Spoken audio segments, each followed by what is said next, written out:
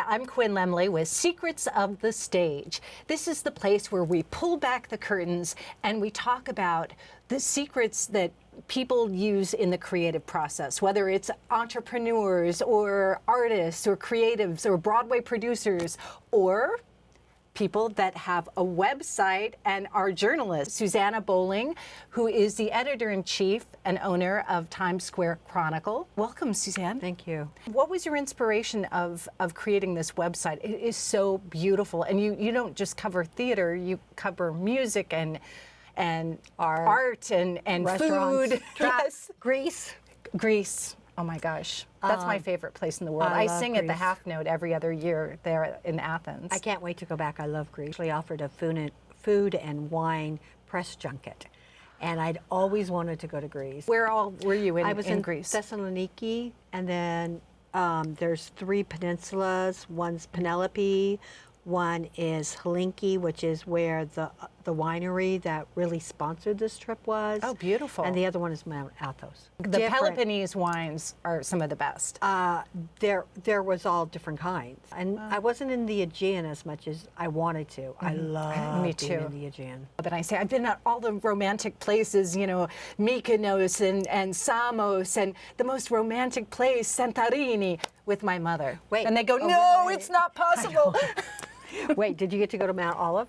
Or No. Mount Olympus? Yes, of course. Yeah, of course. so Mount Olympus is on the way from Thessaloniki. Right. So I was very excited because I grew up on Greek mythology. Me too. I love it. I like those gods and goddesses. They're aspects of ourselves, right? Well, and I also think, that's kind of how theater started. Yeah. So have you seen any Greek theater? I saw it No. in the theater at the Acropolis. I was going to, but the trip that I went on was so jam-packed. Did you float at all in the water? Were you even near the water? Oh, no. Yeah, because when we went from Mount Olympus, we came down and we went to the Aegean. Tell our viewers, how you get such an incredible job where you can have adventures like this and share your experiences. And let's also talk about theater and New York. I created it. Basically what happened You're was a woman after my own heart. You create your own opportunities. I had done theater, then I did marriage, things that were not so great. But you have a son. I do. A successful son in the film Zachary industry. Simon Ramos. Wonderful. He does a lot of, he is an art director and works in the art department. Well, your parents were in the film industry. Your dad was an agent? My dad was an agent, but then he gave that up. When I was born, my dad was 59. Oh. So he had already lived a life. Oh. And then you came along and you said, here I am. And I'm the oldest of 3. Mm-hmm. Wow. Yeah. My mom was a model and an artist and of course did hair and did other things. I created the paper because,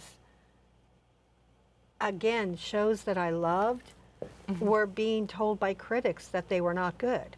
Bad Cinderella. I mean, people, it was campy, right? I hated that too. Well, it was campy, but everybody was reviewing it like it was like supposed to be some great art. Okay, so give us the I'm Drama Desk and Outer Critics. Right. And in Outer Critics, they review off-Broadway, off-Broadway in one category and Broadway in another. Okay. However, Drama Desk takes them all and puts them all in the same category. Okay. So reviewing to me is like playing Hollywood Squares. Mm-hmm. You have the director, you have the choreographer, you have the set designer, you have the actors, you have every element of the show, the musical director, the arranger. When you're watching and playing Hollywood Squares, when the lines start to melt, that's a great show. And you're like, yay. Right. But when you've got something like maybe a director, or maybe an actor, or maybe a script, a lot of times now it's script, and it doesn't gel, you're like, okay, I don't get this. Right. I make sure in my paper, we actually have a guy and a girl review it. Oh, interesting. We think very differently. And you'd be surprised, sometimes we have the exact same review. It is exciting, but sometimes we don't. And men and women think differently when they see shows. For me, if the music isn't great, I'm not happy. I want great music. I want great choreography. Me too. A lot of times, a lot of musicals, you're not leaving remembering a song. Exactly.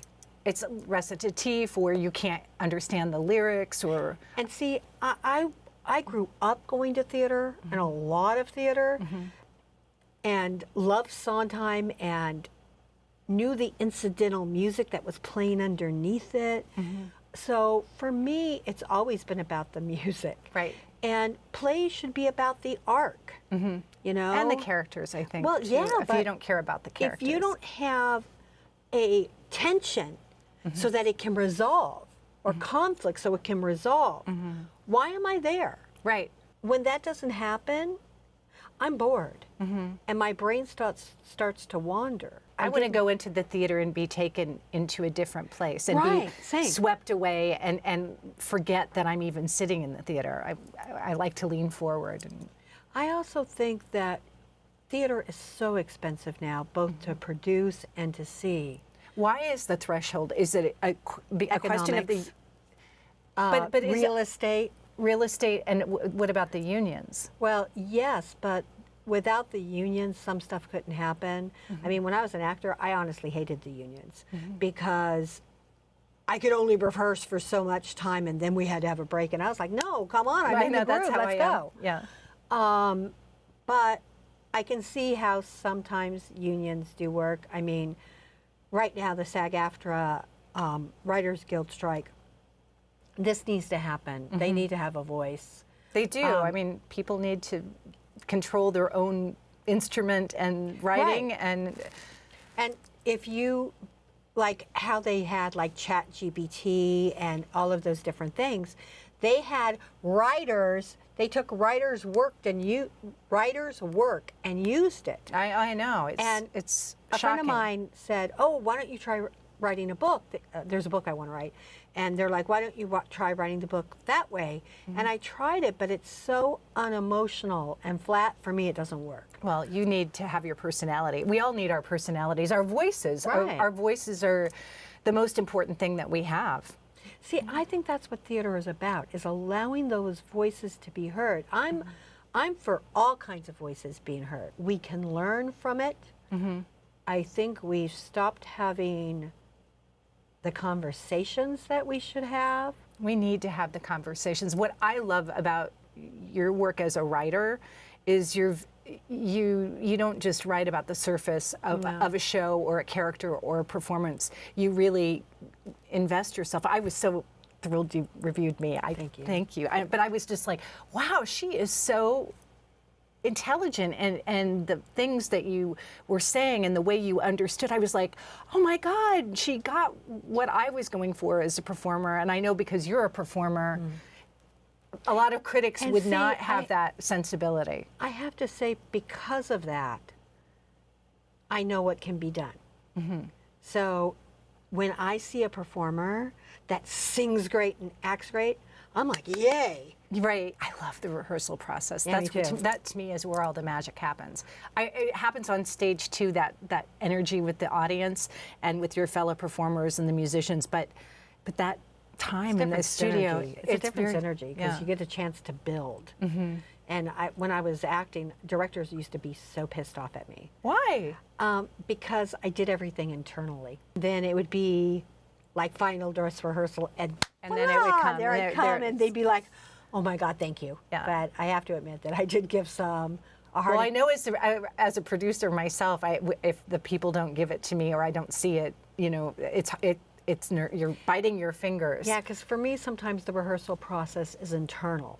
Like my favorite roles to play were the girl that came out and had the best song in the show and disappeared. You were a working actress, singer.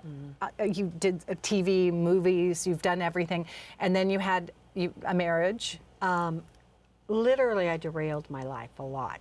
Why? Scared of it, maybe? I don't know. I was supposed to go into a show, and actually I was supposed to go into 3 shows. I was supposed to do the TV show Ugly Betty. Oh my God. Yeah, playing Patricia Fields. Oh, you'd be fabulous. Thanks. And I literally slipped and fell into Duane Reade, and there went all of that. And there went all of that for like 4 years. And in the course of that, I couldn't put on my underwear. Oh my God. I couldn't walk across the street, but I could write and I could start a paper. So yeah, it really did start at a 4th grade level because I never thought I was doing this. How Times Square Chronicle or Chronicles? Plural. Like Chronicles of Narnia. Yes. Chronicles of Times Square. Yes, the Chronicles of Times Square. So it's www. .t as in Times, 2 as in Square, C as in Chronicles, online.com. It Wonderful. used to be in print. I remember when it was, Yeah. you guys had reviewed me a long time ago with other Yeah. shows. Yeah. But again, accidents happen and Right. I could no longer, I used to deliver the paper. I literally, I would literally walk around with this cart and deliver the papers. Oh my gosh. It was kind of like this really rinky-dink operation because I didn't know anything. I just read up on it and then I did it. I love that. You're showing up. That's my motto. did. These days, my motto is I'm showing up and I'm giving my full presence and embracing the opportunities and the people that I'm meeting. And Well, it's working. It really was thanks to Pat Addis because I couldn't get into things. The things that I wanted to write about, I couldn't. And she would get me in to see them so I could write about them. So The first year was like so hard. But also, my philosophy was with the paper was, yeah, I know this first one is horrible. But as long as But you're doing it. You're doing it it. wasn't that. It was as long as it keeps getting better, that's all I cared about. All I cared about was that I was getting to the next step and the next step and the next step and the next step. And the reason that I do more than theater is life is more than theater. Yes. Times Square is more than theater. All the angst that gets brought into Times Square with all the rallies and all the protests. And I really didn't want to write about those because, again, I'm opinionated. And the thing about owning this paper is no one can tell you what to think. Not happening. You're like Alan Freed in Rock and Roll Kind of, Man. yes. You know, where he wanted to play what he liked. And It's not that I want to play what I like, it's that we are told so many times how to think and how to be. you really have the pulse on what's happening and who's happening. I And try. that's a lot. This is a big city. You see and do everything, and you really have your pulse on what's happening and who's happening. What do we have to look forward to, and what should people lean into? Okay. Merrily We Roll Along. I think this is going to be really great. The Connector at MCC, that's Jason Robert Brown's new show. Wonderful. Harmony. Harmony! I can't wait. At the Barrymore Theater. Yes. It was wonderful. I mean, I thought it should have transferred from there to there ASAP, and it didn't. It's a process. Yes. Glenn Close always told Paul, my husband, it's a process. I'm looking forward to The Wiz coming back. Oh, I love The Wiz. I think that if they do this well, and from what I'm hearing, they might. I've also heard rumors. I think for The Wiz, people are going to have new eyes on it. Yes. Because we're in a different time than when it Yes. launched and then when the But movie it's got came a out. great score. It's got a great story. So let's hope that they don't mess around with it too much, is what I have to say. Yeah. Eveline, she's my favorite. Keep it simple. Well, that is so wonderful. Susanna, it is such a pleasure to have you on you. Secrets of the Stage. You can tune in and see the pulse that Susanna has at Times Square Chronicle. T2Conline.com. Wonderful. Thank you so much You're for being welcome. here. Thank you for having me. I love it.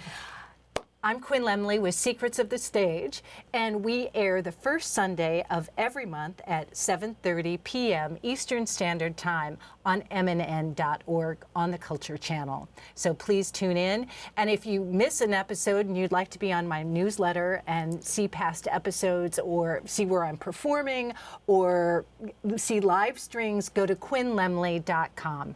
I would love to have you in part of my community. Hi, I'm Quinn Lemley with Secrets of the Stage, and I am so excited because today I have Broadway, film, TV veteran publicist Gary Springer. Gary, welcome. I love being your secret. Thank you. Shh, don't tell anyone. You are my secret. Gary and I have known each other for years and years. You were my first publicist. That's right. And you're the best publicist. Oh.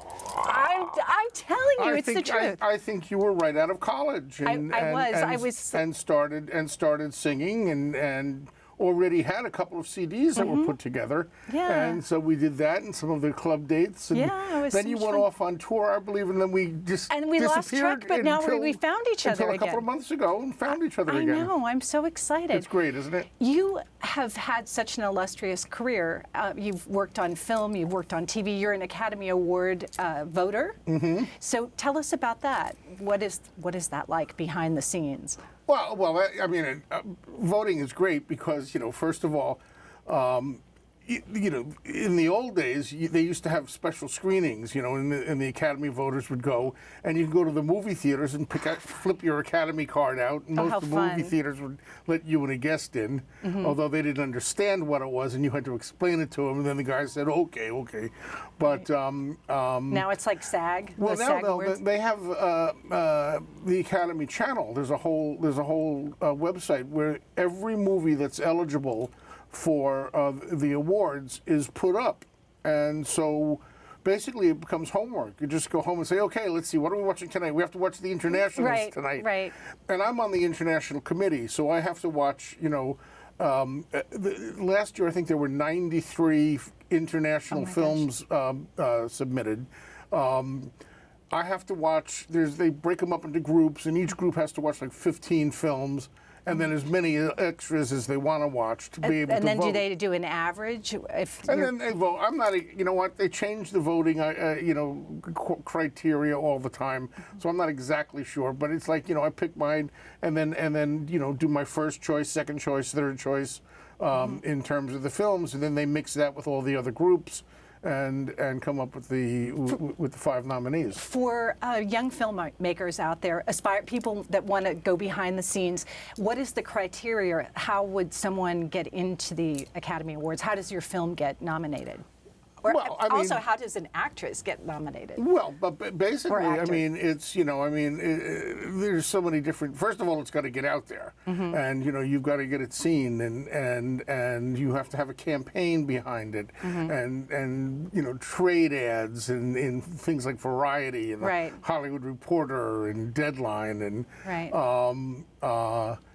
I mean, last year there was quite a big scandal because there was a very small film. Oh, the one that won. And no, she didn't win. And the actress, who was a wonderful actress, but nobody really knew her, and she wound up getting one of the 5 nominated spots. And that's because, and everybody was like, well, how could this happen? How didn't all the elite people in Hollywood vote? Because she deserved it. She was really good in this movie. Well, which movie? You've got us all leaning forward. I will find it out, and I will put it on the screen. Yeah, we can find it out. Yes. Well, tell me, as a publicist, tell us what your job is and how you get the word out there, because for everything, whether it's a theater piece or a product or a film. I mean, basically, all I am is a salesman. There's lots of publicists, and they all represent different projects, and they're all going after that tiny little bit of news media, and you just have to sell my piece over their piece, right? And so that they print us, because there are, unfortunately, the whole industry, whether it be theater or film, there's such less press opportunities. Most magazines are gone. Things that are online. It's like a flash in the pan. They put it online, and the next minute there's something else, and the next minute. I remember all those wonderful interviews. We would get on cable, and we would get on the radio. Right, and a lot of that stuff is print. gone. I mean, there's there's not that much entertainment radio left in New York City, for instance. And it's difficult, but I'm working on 2 films right now. What are your films? Well, one of them is called Kiss Me Kosher, and it is an Israeli-German lesbian romantic comedy. Okay. And it's hysterical. It's charming. It's delightful. You know, we sell that to the Jewish market, the LGBT plus market. So they have to find. So each project needs to find its niche. Yeah, you have to. Right. You know, you have to find something. I'm also working on a film. Very excited to be working on this called The Teacher's Lounge. The Teacher's Lounge premiered in Berlin this year, and it stars a woman named Leonie Benisch. If anybody saw the series Babylon Berlin, she was one of the main characters in Babylon Berlin. She was also in The Crown. Oh, okay. She was also in Around the World in 80 Days. Okay. Although I never see movies when I go to film festivals. I've been going to Cannes since 1995, and I probably have seen 10 movies. Oh my goodness! So it's all about the networking. It's about all who you know, and people are there doing different things. I mean, there's the buyers, and they get up, they get in the morning, and they'll see, start at 8 o'clock in the morning, along with many of the critics. But the buyers only have to watch 15 or 20 minutes of a movie and know that it's not right for them or their company. Do they know within 15 or? The critics have to sit there and watch the entire thing, and they'll watch 7, 8 movies a day. I don't watch That's binge hardly watching. any. Right. But yes, Sony Pictures Classics has got it. They're not opening it until Christmas Day. Ah, perfect. And so it'll play, they haven't decided yet whether it's going to be an open-ended run or just run for the 1 week and then open it later on. And a lot of it depends on whether or not it gets shortlisted. And what does shortlisting mean? The way going back to the whole international thing. So there's 90 films, and that an international committee has to pare those down to 15 shortlisted. So out of those 93 films, 15 get shortlisted. Then the committees watch them all again. So the goal is to get shortlisted. Well, the goal is to get shortlisted. And then to win. And then to get then the Nominated. nomination. Then there's 5 that get chosen for the nomination. You're like Hollywood royalty, or press royalty, I should say. Your father, John Springer, he handled people like Elizabeth Taylor and Richard Burton, and I mean the list goes on and on and on. Yeah, I mean I definitely grew up in it. What was that like? One of my best stories, of course, is that I'm probably the only guy in this room who's been in bed with Marilyn Monroe. But no. Oh. She was in bed with me. Oh, okay, of course. Because she was tucking me into bed. Oh. Because my father represented her. Actually, Marilyn really loved going, all of her friends who had kids, because she never had a kid, and she would babysit for them. I'm friends with the Wallachs, Roberta Wallach, Eli Wallach, and Ann Jackson, of course, and their kids. And Eli and Marilyn were very close. And, Marilyn would always babysit for them. Oh, I love that. That's such a great story. So I've grown up doing it from a very early age. But, yeah, my dad was the one of the first big independent PR firms. He was head of RKO publicity for a while, and then in the late 50s he started forming a PR firm, and then his 2 partners went off to. One became an agent at ICM, and the other one became a producer, produced things like Planet of the Apes and the original Around the World in 80 Days. And my father said, "No, I'm just going to stay and keep doing what I'm doing." And so, was that rare though at that time, because the publicists were usually with the studio system? RKO was Howard Hughes's. Yeah, RKO studio. was Howard Hughes's, and. The whole thing, it was a whole thing, but that was the end of that era, because the stars were getting a little more freedom. Right, they were feeling like they could go off and do things themselves. I mean, people don't realize this. People still think Marilyn Monroe was kind of ditzy. She was very smart. She was one of the very first women stars to have her own production company. Really? Yeah. Wow. And Rita had her own production company too. Yeah, she did.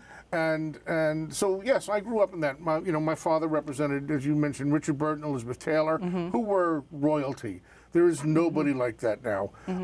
When Richard was doing Hamlet, they used to have to close off whatever street the theater was on, 45th Street, at the end of the day, because there would be so many people, because Elizabeth would always go backstage, and they would come out together, and the police would just close the street for incredible. A while. And it just isn't like that. There's it's a different era now. I mean, people are more.